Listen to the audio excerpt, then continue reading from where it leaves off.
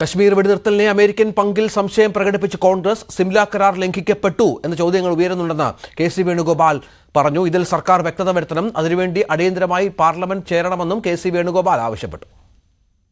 സിംല കരാർ ലംഘിക്കപ്പെട്ടു എന്നുള്ള ചോദ്യം ഈ അന്തരീക്ഷത്തിൽ ഉയരുന്നുണ്ട്. കാശ്മീരും ഇന്ത്യയും തമ്മിൽ കാശ്മീരിന് വേണ്ടി ഇന്ത്യയും പാകിസ്ഥാനും തർക്കമുണ്ടായാൽ അവിടെ മൂന്നാം കക്ഷിയുടെ ഇടപെടൽ ഉണ്ടാകില്ല എന്നുള്ള സിംല കരാർ ലംഘിച്ചോ? ഡൊണാൾഡ് ട്രംപ് എല്ലാ ദിവസവും പ്രസ്താവന ഇറക്കിക്കൊണ്ടേയിരിക്കുകയാണ്. അദ്ദേഹമാണ് ഈ പ്രശ്നത്തിൽ ഇടപെട്ടത്. സർക്കാരിന്റെ ക്ലാരിഫിക്കേഷൻ ആവശ്യമുണ്ട്. നമ്മുടെ വിദേശ നയത്തിൽ ഉണ്ടായിട്ടുള്ള സാഹചര്യങ്ങൾ എങ്ങനെയാണ്? എന്തെങ്കിലും പാളിച്ചകൾ ഉണ്ടായിട്ടുണ്ടോ? ആവശ്യമുണ്ട്. അതിന് അടിയന്തരമായിട്ടും ഇന്ത്യൻ പാർലമെന്റ് വിളിച്ചുകൂട്ടണം എന്നുള്ളതാണ് ഇന്ത്യയുടെ പ്രധാനമന്ത്രിയോട് ആവശ്യപ്പെട്ടിരിക്കുന്നത്. ഈ കാര്യങ്ങൾ വസ്തുനിഷ്ഠമായിട്ട് ആരെയും കുറ്റപ്പെടുത്താനും വിചാരണ ചെയ്യാനുമല്ല.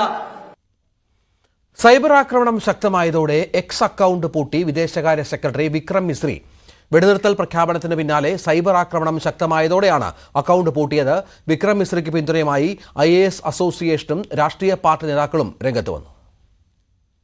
ഓപ്പറേഷൻ സിന്ദൂറുമായി ബന്ധപ്പെട്ട കേന്ദ്ര സർക്കാർ വിവരങ്ങൾ രാജ്യത്തെ അറിയിച്ചതിൽ പ്രധാനപ്പെട്ട പങ്കാണ് വിദേശകാര്യ സെക്രട്ടറി വിക്രം മിശ്രി വഹിച്ചത്. മേജർ സോഫിയ ഖുറേഷിക്കും വിംഗ് കമാൻഡർ വ്യോമിക സിംഗിനുമൊപ്പം വാർത്താസമ്മേളനങ്ങൾ നയിച്ചതും ചുരുങ്ങിയ വാക്കുകളിൽ കൃത്യവും വ്യക്തവുമായി കാര്യങ്ങൾ ലോകത്തെ ധരിപ്പിച്ചതും മിശ്രിയായിരുന്നു. 10-ന് 5:30 നടത്തിയ വാർത്താസമ്മേളനത്തിൽ ഇന്ത്യയും പാകിസ്ഥാനും വെടിനിർത്തലിന് ധാരണയായ വിവരം അറിയിച്ചതോടെയാണ് മിശ്രിക്കെതിരെ സൈബർ ആക്രമണം തുടങ്ങിയത്. വഞ്ചകൻ, ദേശദ്രോഹി, പാകിസ്ഥാൻ ചാരൻ തുടങ്ങിയ അധിക്ഷേപങ്ങളാണ് മിശ്രിക്ക് നേരെയുണ്ടായത്. മിശ്രിക്കെതിരെ സമൂഹമാധ്യമങ്ങളിൽ തുടങ്ങിയ ആക്രമണം പിന്നീട് മക്കളിലേക്ക് വരെയെത്തി.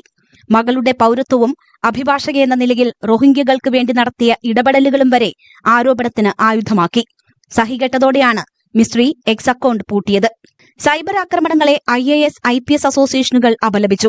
സമഗ്രവും സത്യസന്ധവുമായി ജോലി ചെയ്യുന്ന സിവിൽ സർവീസ് ഉദ്യോഗസ്ഥരെ സമൂഹമാധ്യമത്തിലൂടെ ആക്രമിക്കുന്നത് ഖേദകരമാണെന്നും പൊതുസേവനത്തിന്റെ അന്തസ് ഉയർത്തിപ്പിടിക്കേണ്ടതുണ്ടെന്നും IAS അസോസിയേഷൻ എക്സിൽ കുറിച്ചു. സിവിൽ സർവീസ് ഉദ്യോഗസ്ഥർക്കെതിരെ അനാവശ്യമായ ആക്രമണം അസഹനീയമെന്ന് IPS അസോസിയേഷനും പ്രതികരിച്ചു. മിശ്രിക്കെതിരായ സൈബർ ആക്രമണം രാഷ്ട്രീയ പാർട്ടികളും ഏറ്റെടുത്തു. മിശ്രിയെ പിന്തുണച്ചും സംഘപരിവാറിനെ രൂക്ഷമായി വിമർശിച്ചും CPM രാജ്യസഭാ പാർലമെന്ററി പാർട്ടി നേതാവ് ജോൺ ബ്രിട്ടാസ് രംഗത്തുവന്നു.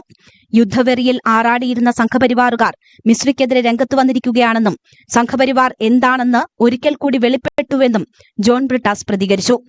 AIMIM നേതാവ് അസദുദ്ദീൻ ഒവൈസിയും മിശ്രിയെ പിന്തുണച്ച് രംഗത്തുവന്നു. 1989 ബാച്ച് IFS ഉദ്യോഗസ്ഥനാണ് വിക്രം മിശ്രി. പ്രധാനമന്ത്രിമാരായ IK ഗുജ്റാൾ, മൻമോഹൻ സിംഗ്, നരേന്ദ്രമോദി എന്നിവരുടെ പ്രൈവറ്റ് സെക്രട്ടറിയായും പ്രവർത്തിച്ചിട്ടുണ്ട്. News desk news 18. ഓപ്പറേഷൻ സിന്ദൂറിനെ വിമർശിച്ച് സമൂഹമാധ്യമങ്ങളിൽ പോസ്റ്റിട്ടതിനെ തുടർന്ന് അറസ്റ്റിലായ മലയാളി റിജാസിന്റെ വീട്ടിൽ പരിശോധന. പെൻഡ്രൈവുകളും മൊബൈൽ ഫോണും പിടിച്ചെടുത്തു.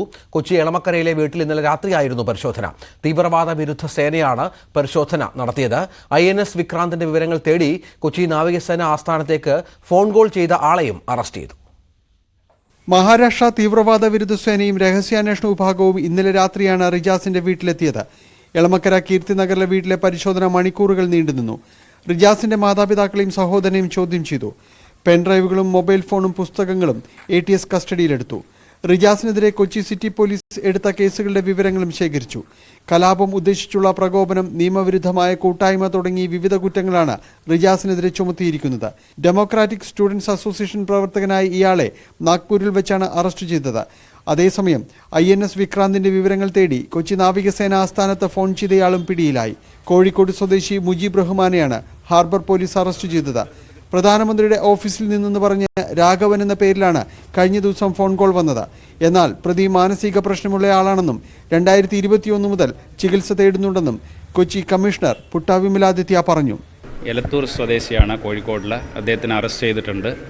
അപ്പോൾ ബാക്കി കാര്യങ്ങൾ നമ്മൾ ഇൻവെസ്റ്റിഗേഷന് നടപടിക്രമങ്ങൾ എടുക്കുന്നുണ്ട്. പ്രാഥമികമായിട്ട് നോക്കുമ്പോൾ അദ്ദേഹം ട്രീറ്റ്മെൻറ്റിലാണ് ഉള്ളത്.